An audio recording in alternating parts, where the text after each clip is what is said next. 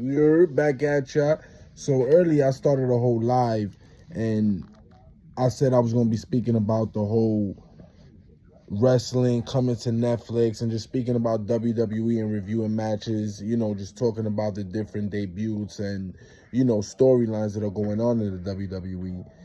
Especially with the Bloodline, because the storyline has been running about 3-4 years, probably even more by now, and they doing long-term storytelling, and I think that's something great that's happening, because the last era that was really this strong was the Attitude Era, and it was based on all these characters that were developing out of the past era, which was like a bunch of characters who was cartoonish. Now you started to get anti-heroes like Stone Cold Steve Austin, you know what I'm saying, The Rock, DX, all these characters they started to get over, which basically means they're becoming superstars within the company. That's what getting over is, which is the fans are connecting with that character.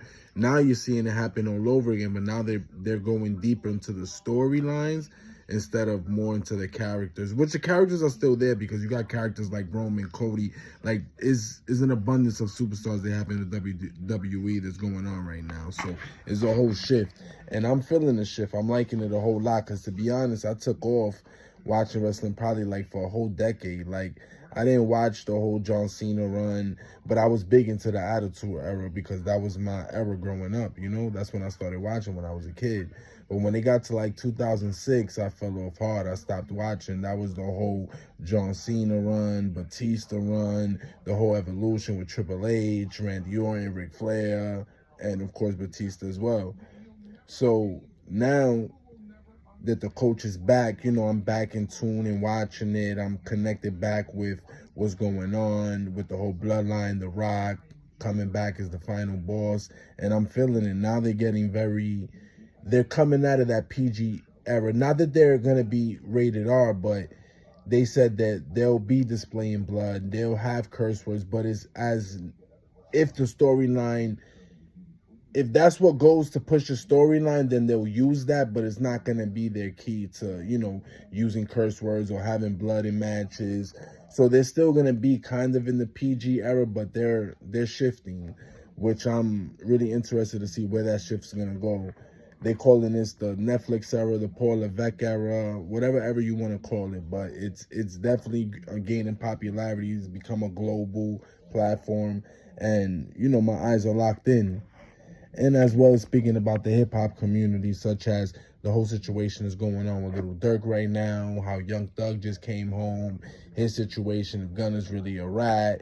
But my whole thing with that is that when you a rat, you a rat, bro. And Gunna, he stood on that stand and said how YSL was a gang, and that ended up hurting Young Thug in the long run. Mind you, the whole reason why that case ended up getting dismantled and Young Thug came home is because the person that they had that was gonna be snitching on Young Thug, which was YSL Woody, his whole testimony came crumbling down. He started going back on his word, and if this was a Fed case, the Feds ain't gonna play that. He would have got hit with something. They would have gave him time. They would have hit him with at least like 15, 20 years just for tampering with evidence or just going back on his testimony. But this was state. The state was already crumbling the case. They was already looking bad. Like, this was like the second judge on the case, if I'm not mistaken.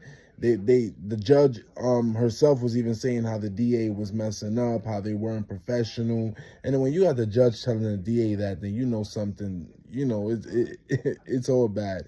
And Georgia just got, as I've been reading so far, they've been doing this for a long time. They've been picking up cases, and cases have been falling apart.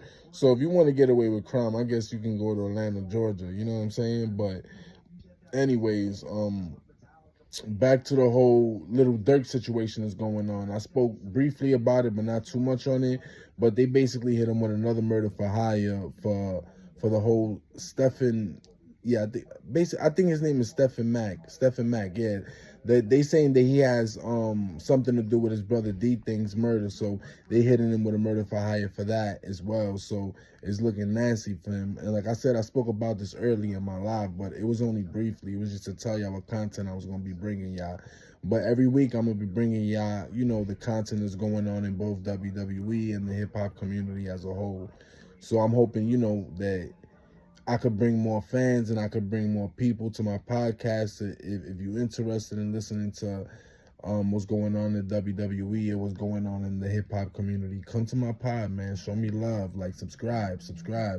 You know, let's take it out of here. You know what I'm saying? Anybody who's like-minded like me, who watches a lot of the same content, you know, we could grow as a fam. You know what I'm saying? So get at your boy. Like I said, if you mess with me, I mess with y'all, and I'm looking forward to coming every week, at least having a couple of lives a week, sending out a couple of videos, you know, just speaking briefly on a couple of different things. Like, probably next week we're going to get into the whole Diddy case and how's it looking like for him. You know, he just briefly spoke to academics. I was watching one of his videos, and he said that he was talking about that he's gonna see him when he get home. So that means Diddy, you know, he's keeping a positive mindset. He think he's gonna get out of all this, which I'm looking forward to see how the whole case unfolds and what they're gonna give him, if they're gonna let him come home, because it's not looking like they're gonna give him any type of bail. So that's a dub. He's definitely gonna have to take this to trial. So I know half of them cases are gonna fall apart because all of them can't be true. At least I don't think so, but half of them will maybe fall apart, and maybe a couple of cases might stick. He might end up having to pay a whole lot of money to a whole lot of victims that he's hurt. But we're gonna see how this unfolds. So get at me, subscribe, like. Let's take it to the top, guys.